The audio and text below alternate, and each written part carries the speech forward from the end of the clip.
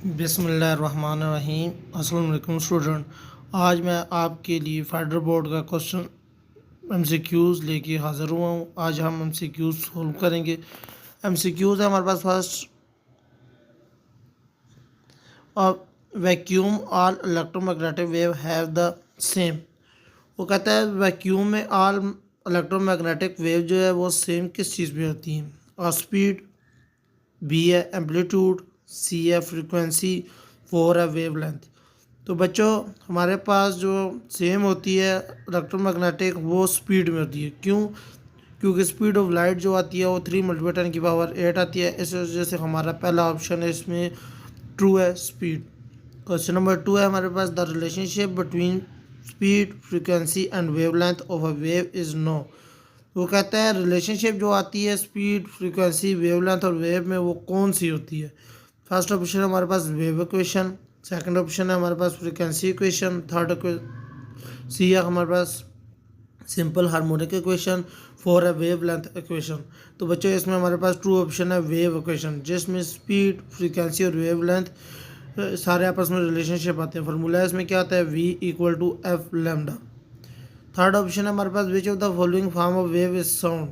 कौन सी वेव है जो साउंड में आती है, इलेक्ट्रिकल, ट्रांसवर्स, मैग्नेटिक या लॉन्गिट्यूडनल वेव। ये हमारा आता है तीसरा, बी ऑप्शन लॉन्गिट्यूडनल वेव।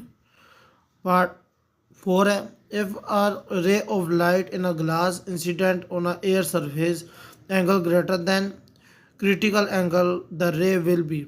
वो कहता है कि जब रे ऑफ लाइट ग्लास में आती है इंसिडेंट सरफेस में, angle greater than critical angle किस में होता है। पहला ऑप्शन उसने हमें दिया है रिफ्रैक्ट ओनली, दूसरा B option reflect only, C option है पार्शली रिफ्लेक्ट और रिफ्रैक्ट, और फोर ऑप्शन हमारे पास डिफ्रैक्ट ओनली। इसमें बच्चों हमारे पास है बी ऑप्शन। बी ऑप्शन में जब आपका इंसिडेंट एयर सरफेस आता है तो रिफ्लेक्ट, जो लाइट रिफ्लेक्ट होती है वापस, तो बी ऑप्शन इसमें ट्रू हो जाता है, रिफ्लेक्ट ओनली। ऑप्शन 5 है, according to coulomb law if a distance between charge increase the force of attraction on.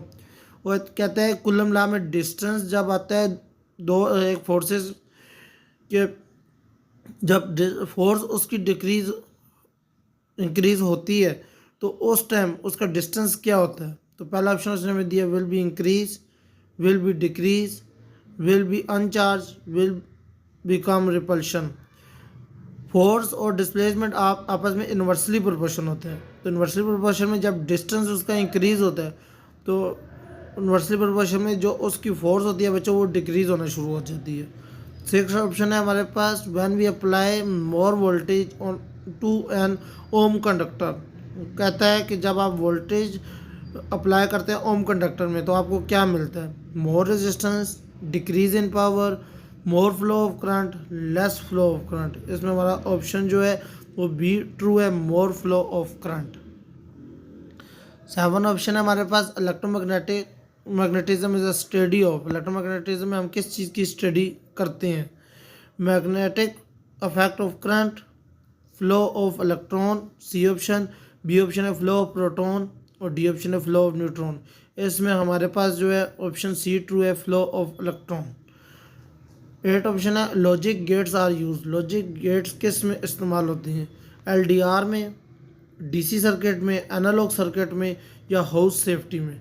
तो बच्चों ये एनालॉग सर्किट में हमारे लॉजिक गेट्स आते हैं, जिसमें हमारे गेट्स है जो एंड गेट, और गेट, नॉट गेट, ये सारे ऑप्शन, ये सारे गेट्स उसमें यूज़ होते हैं। बाकी सब में किसी में एक, किसी में दो, किसी में तीन होते हैं, और इसमें सारे गेट्स एनालॉग सर्किट में सब गेट्स हमारे इन्वॉल्व होते हैं। विच one of the following is the suitable mean of reliable continuous communication between orbiting satellite and earth. वो कहता है वो एक कौन सा most suitable reliable continuous communication आती है जो ऑर्बिटिंग सैटेलाइट और अर्थ के दरमियान होती है। इसमें पहला ऑप्शन उसने हमें दिया है माइक्रोवेव, बी ऑप्शन दिया है रेडियो वेव, सी ऑप्शन उसने दिया हमें साउंड वेव, और फोर ऑप्शन उसने हमें दिया any light wave.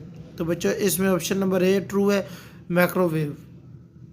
MCQs number 10 है, which one of the following wave has greater penetrating power, alpha particle, beta particle, gamma particle या प्रोटॉन। बच्चों इसमें सी ऑप्शन ट्रू है, गैमा पार्टिकल। गैमा पार्टिकल में बहुत ताकत होती है कि वो किसी भी जगह में अपनी पावर आके वो पेनिट्रेट हो जाता है। ऑप्शन नंबर 11 है which of the following across 6 ohm resistance when 3 ampere of the current passing through it.